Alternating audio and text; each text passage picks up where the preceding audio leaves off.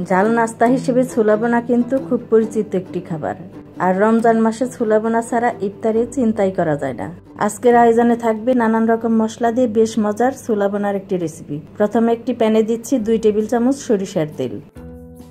রসুন কুচি দিচ্ছি 1 চা চামচ।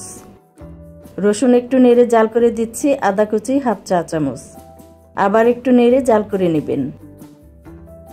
একটু ভাজা হয়ে আসলে দিচ্ছি পেঁয়াজ কুচি 1/2 কাপ পরিমাণ। পেঁয়াজ দেওয়ার পর একটু নেড়ে পেঁয়াজটা ভাজা ভাজা করে ফেলবেন।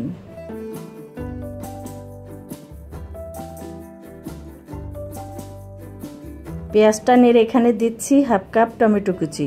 একটু নেড়ে টমেটোটা নরম করে নেবেন আর চুলার আঁচ রাখবেন বাড়িয়ে। টমেটোটা যাতে সেদ্ধ হয়ে যায় সেজন্য দিচ্ছি সামান্য একটু পানি।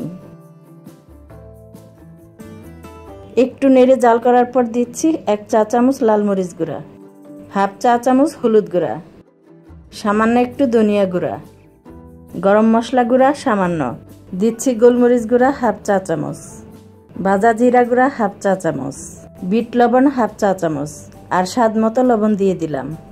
এবার সবকিছু ভালো মতো নেড়ে কষিয়ে নেবেন।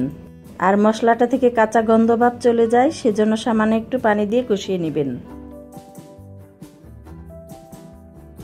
2 থেকে 3 মিনিট এভাবে নেড়ে নেড়ে মশলাটা ভালোভাবে কষিয়ে নিতে হবে। মশলাটা কষানোর পর দিচ্ছি তেঁতুলের কাঠ 2 টেবিল চামচ পরিমাণ।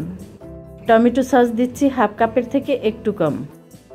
সস দেওয়ার পর আবার মশলাটা ভালোভাবে জাল করে নেবেন আর মাঝে মাঝে নেড়ে দিবেন যাতে নিচে লেগে না ধরে। চুলার আঁচ মিডিয়ামে রেখে মাঝে মাঝে নেড়ে জাল করে নেবেন। এবার দিচ্ছি সিদ্ধ করে নেওয়া আলু 2টা। আলুগুলো হাত দিয়ে এভাবে একটু ম্যাশ করে দিয়ে দিবেন। আলু দেওয়ার পর আবার নেড়ে কিছুক্ষণ জাল করে নেবেন। আলু দিয়ে নেড়ে জাল করার পর দেখবেন আলুটা বেশ নরম হয়ে আসবে। ঠিক তখন এখানে দিচ্ছি সিদ্ধ করে রাখা ছোলা 2 কাপ।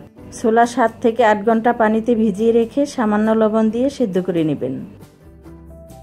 ছোলা ভালো মতন নেড়ে মশলার সাথে মিশিয়ে জাল করে নেবেন 2 থেকে 3 মিনিটের মতো। কিছুক্ষণ নেড়ে জাল করার পর দিচ্ছি 1 চা চামচ চিনি। চাট মশলা দিচ্ছি 1 চা চামচ। কাঁচামরিচ কুচি দিচ্ছি 1 চা চামচ। আবার বেশ কিছু পেঁয়াজ কুচি দিচ্ছি যা খাওয়ার সময় বেশ ভালো লাগবে। দিচ্ছি লেবুর রস সামান্য। শেষ পর্যায়ে দিচ্ছি বেশ কিছু ধনিয়া পাতা। এবার চুলার আঁচ মিডিয়ামে রেখে সবকিছু মিশিয়ে নেবেন আর জাল করবেন 2 থেকে 3 মিনিটের মতো। এই ছোলা বোনাটা টক মিষ্টি ঝাল স্বাদের হবে আর বেশ মশলাদার হবে খেতে। একরকম ছোলা বোনা বানাতে বানাতে যখন বিরক্ত হয়ে যাবেন সেই সময় এভাবে বানিয়ে দেখতে পারেন। আজকের মতো বিদায় নিচ্ছি। সবাই অনেক ভালো থাকবেন, সুস্থ থাকবেন। আল্লাহ হাফেজ।